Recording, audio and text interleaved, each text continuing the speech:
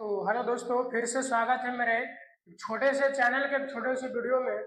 तो दोस्तों, हम लोगों ने देखा था पार्ट वन और पार्ट टू में हम लोगों ने देखा था कि हम लोग मतलब बेसिक से स्टार्ट किए थे हिंदी ग्रामर। और बेसिक से स्टार्ट किए थे तो पार्ट वन में हमने बताया था वर्ण किसे कहते हैं, वर्णमाला किसे कहते हैं, वर्णों की संख्या, कुल वर्णों, हिंदी में कुल वर्णों की संख्या कितनी होती है। फिर उसके बाद वर्ण का प्रकार पढ़े थे, फिर उसका भी प्रकार पढ़े थे। ये फर्स्ट वीडियो में था। और सेकंड वीडियो में हम लोग पढ़े थे कि अल्पप्राण क्या है, महाप्राण क्या है, और घोष व्यंजन और अघोष व्यंजन के बारे में देखा था। अब हम लोग देखेंगे इसमें थर्ड वीडियो में हम लोग देखने वाले हैं जो कि वर्ण के अंदर ही आता है उच्चारण स्थान। और इससे एग्जाम में प्रत्येक साल 3 से 4 प्रश्न पूछे जाते हैं जो कि ये फिक्स है। और ये हर एक साल इसी में से प्रश्न 3 से 4 प्रश्न किए जाते हैं। बात समझ पा रहे हैं? तो आज हम लोग सीखेंगे कि उच्चारण स्थान क्या है और उच्चारण स्थान में कौन सा वर्ण का उच्चारण स्थान क्या क्या होगा। बात समझ पा रहे ना? चलिए अब हम लोग स्टार्ट करते हैं। देखिएगा, सबसे पहले हमने लिखा है कि उच्चारण स्थान के बारे में कि उच्चारण स्थान है क्या। बात समझ पा रहे ना? तो देखिए, बोलने में मुख के जिस भाग से ध्वनि निकलता है, हम बोल रहे हैं और हमको बोलने में मुख के जिस जिस भाग से ध्वनि निकलेगा वही उसका उच्चारण स्थान का कहलाएगा। या तो आप कह सकते हैं कि वर्णों के उच्चारण में मुख के जिस भाग से ध्वनि निकलता है उसे हम लोग उच्चारण स्थान कहते हैं। जैसे बोलते हैं हम क, तो क बोल रहे हैं तो हमको ऐसा मतलब लग रहा है कि जो साउंड है, जो आवाज है वो कंठ से निकल रहा है, इसलिए हम कह सकते हैं जो क वर्ण है उसका उच्चारण स्थान कंठ होगा। बात समझ पा रहे ना? वही है उच्चारण स्थान। उच्चारण स्थान का मतलब यही होता है कि हमें बोलने में मुख के जिस भाग से ध्वनि लगता निकलेगा उसी को हम लोग उच्चारण स्थान कहते हैं। हालांकि आपसे डिफिनेशन नहीं पूछा जाएगा। सबसे ज्यादा हम पहले ही आपको बता रखे थे, या तो हिंदी ग्रामर पढ़िए, इंग्लिश ग्रामर पढ़िए, कभी भी आपसे किसी चीज का डिफिनेशन नहीं पूछा जाएगा। जो भी पूछा जाता है वो आपसे एग्जाम्पल पूछा जाता है। बात समझ पा रहे ना? देखिएगा, कंठ है। कंठ कहने का मतलब है कुछ वैसा वर्ण है, हम लोग 52 को वर्ण पढ़े हैं और 52 को वर्ण में से कुछ वैसा वर्ण है जिसका उच्चारण हम लोग कंठ से करने वाले हैं। बात समझ पा रहे हैं? तो कंठ लिखा हुआ है, देखिए कवर्ग। और आप भली बातें जानते हैं कि कवर्ग का मतलब क्या होता है, क्योंकि मैंने पढ़ा रखा है स्पर्श व्यंजन में सब चीज। बात समझ पा रहे ना? कवर्ग के अंदर आएगा क ख ग घ अंग आ जाएगा। फिर उसके बाद में अ आ तथा ह, ये सारे चीज का उच्चारण जो होता है कंठ से होता है। क ख ग घ अंग बोले तो कवर्ग हो जाएगा, फिर अ हो जाएगा और आ हो जाएगा और इसके अलावा ह भी हो जाएगा, क्योंकि इसका भी उच्चारण हम लोग कंठ से ही करते हैं। तो आप याद रखिएगा, कंठ से उच्चारण किसका किसका होगा? कवर्ग। कवर्ग का मतलब पांचों आप समझ पा रहे हैं। और उसके बाद में अ आ और क्या हो जाएगा, यहाँ पे ह हो जाएगा। बात समझ पा रहे ना?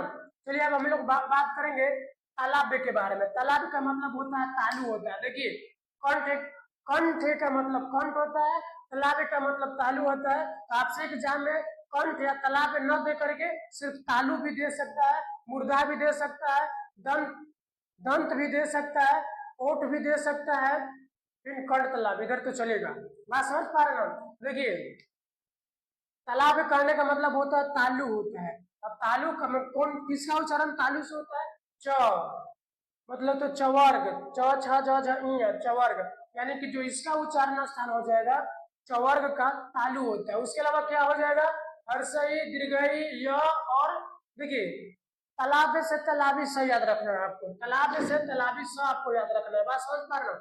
तालाब से तालाबी स कंप्लीट हो जाएगा। फिर उसके बाद में मूर्धन्य मतलब मूर्धा।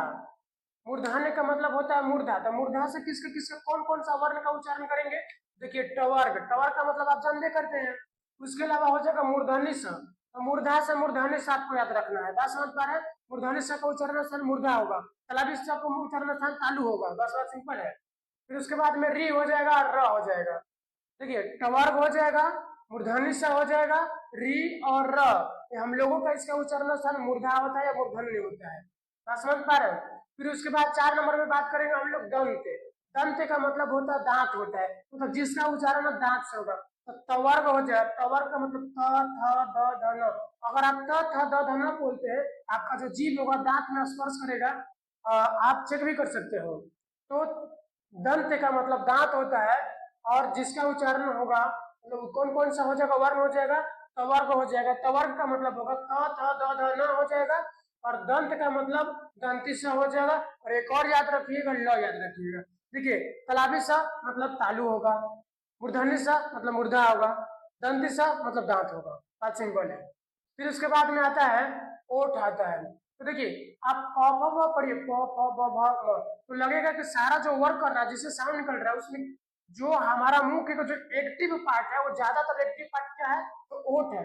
इसीलिए वर्ग का उच्चारण स्थान क्या होगा, ओठ होगा। उसके अलावा उ बोले तो हर्ष उ और दीर्घ उ। अब जैसे हर्ष उ दीर्घ उ बोलते हैं, तो सबसे ज्यादा कोई एक्टिव होता है हमारे मुंह का भाग, तो होता है ओठ होता है। इसीलिए हम लोग पावर के साथ साथ हर्ष उ और दीर्घ उ को बोल सकते हैं, इसका उच्चारण स्थान ओठ से होता है। फिर उसके बाद छठा में बात करेंगे कंठ तालाब। देखिए कंठ तालाब का मतलब होता है जिसका उच्चारण कंठ और तालु दोनों से होता है। कंठ तालाब का मतलब होगा जिसका उच्चारण कंठ और तालु दोनों से होता है, उसे कंठ तालाब कहते हैं। इसमें ए और ए ये होगा कंठ तालाब।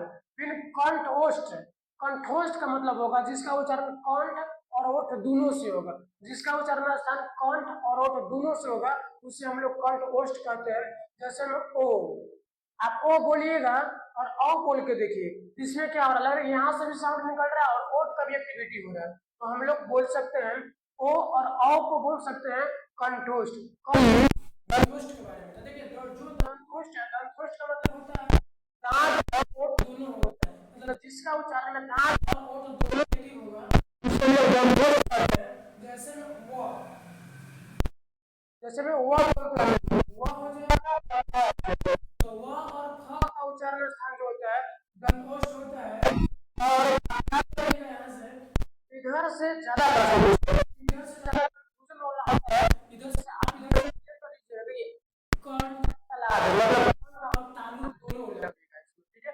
जैसे में ए, तो ये हो गया कंठ, कंठ दोनों एक्टिव होगा। ओ, जैसे ओ बोलते हैं, यहाँ से साउंड निकल रहा है, इधर मतलब इधर भी एक्टिव हो रहा है, ओ भी एक्टिव हो रहा है, तो ओ आवाज आ रहा है।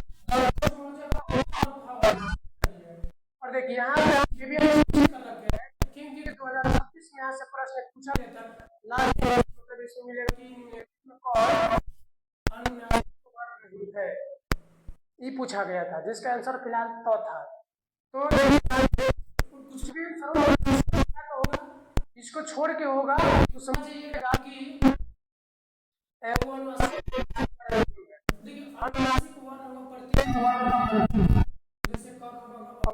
अंतिम भाग है, अंतिम भाग